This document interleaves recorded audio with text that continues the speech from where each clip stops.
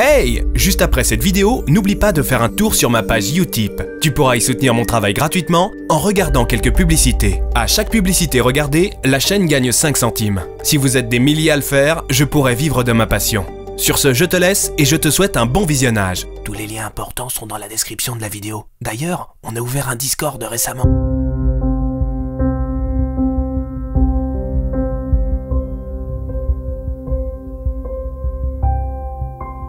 C'était l'automne. C'était un 31 octobre. J'étais allé en forêt pour ramasser quelques champignons. Je zigzaguais entre les arbres qui perdaient leurs feuilles. J'avançais d'un pas incertain dans la forêt. Je cherchais un bon coin. Quand j'en trouvais un, je prenais quelques champignons puis je me remettais en route. Puis il y eut tout à coup, sans crier gare, une épaisse fumée. Elle a tout enveloppé. J'avais froid. J'avais tellement froid. Je ne voyais plus rien devant moi. Je croyais que j'étais perdu. J'étais tout seul, tellement seul. Juste moi et la forêt. Puis il y eut une lumière, une intense lumière blanche. Elle a transpercé la brume. C'était ma seule chance. J'ai avancé vers la lumière, mais elle a commencé à s'éloigner. Alors j'ai lâché mon panier et je me suis mis à courir. J'ai couru pendant plusieurs minutes. J'étais à bout de souffle. Je suis arrivé en face d'un phare. Il était au milieu d'une route. Que faisait-il là? Un phare en pleine forêt? Ça sert à guider les bateaux, un phare, pas les hommes perdus. Quoique, bon sens que j'avais froid. La porte du phare s'est ouverte. En est sorti un squelette. Il portait une cape noire et une capuche. Il avait le regard vide. Dans sa main droite, il tenait une faux. Ce squelette, c'était la mort. Elle m'a regardé. On s'est regardé. Ça a duré plusieurs minutes. J'avais froid. Elle s'est avancée vers moi. Elle a fait apparaître une couverture. Elle me l'a donnée. Je l'ai remerciée. Elle a hoché la tête, puis elle a armé sa faux au-dessus de la mienne. D'un coup, le phare s'est changé en clocher. Il était minuit moins une. La mort s'est ravisée. Elle a reposé sa faux. Elle s'est assise devant moi. Nous étions face à face parmi les feuilles mortes. J'avais froid. « Ce n'est pas encore l'heure », m'a dit la mort. Maintenant j'avais froid et peur. « Pourquoi vous êtes là ?» lui ai-je demandé. « Je suis venu te chercher », m'a-t-elle répondu. « Mais l'heure n'a pas encore sonné, alors j'attends de voir. » C'est gentil. C'est mon devoir.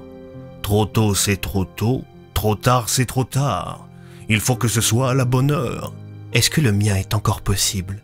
Ton bonheur? Je ne sais pas. Tu es la mort, n'est-ce pas? Est-ce si difficile à deviner? Qu'est-ce qu'il y a après toi? Un ailleurs dont tu ne sais rien. Comment est-il? Comme toi. Comme moi? Incertain. Dis-moi, humain, qu'est-ce qui t'a amené dans cette forêt? C'est une longue histoire, et je n'ai qu'une minute. La mort regarda l'horloge du clocher. Il était toujours minuit moins une. Tu as le temps. J'ai baissé les yeux. Je me suis rappelé.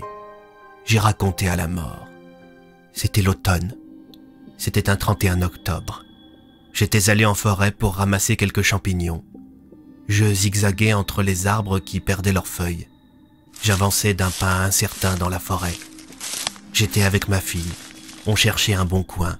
Quand on en trouvait un, on prenait des champignons, puis on se remettait en route.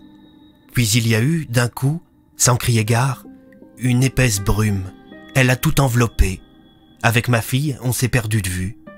Je lui ai demandé de ne pas bouger, elle ne m'a jamais répondu. Elle avait vu une lumière, une intense lumière blanche. Elle se rapprochait.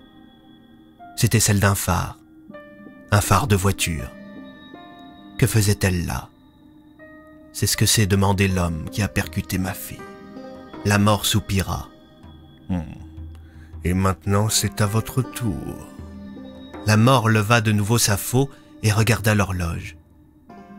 C'était toujours minuit moins une. Tout compte fait, peut-être pas. La mort disparut, lentement. J'ouvris les yeux. J'avais froid. La brume était toujours là. Je n'arrivais pas à bouger mes jambes. Il y avait une lumière bleue. Non, plusieurs. Elle clignotait dans l'obscurité. J'étais allongé par terre. J'avais une couverture sur moi. J'ai tourné la tête. Sur le côté se trouvait une voiture. Elle s'était encastrée dans un arbre. Ses phares arrière étaient toujours allumés. J'avais froid. Je crois que le conducteur était mort, mais pas le passager. Sa portière était ouverte. Où était-il? Je tournai à nouveau ma tête. Il était là, sur le bord de la route. Il parlait avec les secours. Il portait un déguisement d'Halloween. C'était celui de la mort. Il avait enlevé son masque. Les gendarmes prenaient sa déposition. J'ai voulu me lever, mais je n'ai pas pu. Je n'arrivais plus à bouger mes jambes. J'avais froid. J'ai relevé la tête. Ça a attiré l'attention d'un pompier. « Hé monsieur, surtout ne bougez pas !» J'ai reposé ma tête. J'ai à peine eu le temps de voir que mes deux jambes étaient en sang. « Vous avez été percuté par une voiture, monsieur. Qu'est-ce que vous faisiez là en pleine nuit ?» J'ai tourné la tête. J'ai repensé à ma fille. Et je me suis mis à pleurer.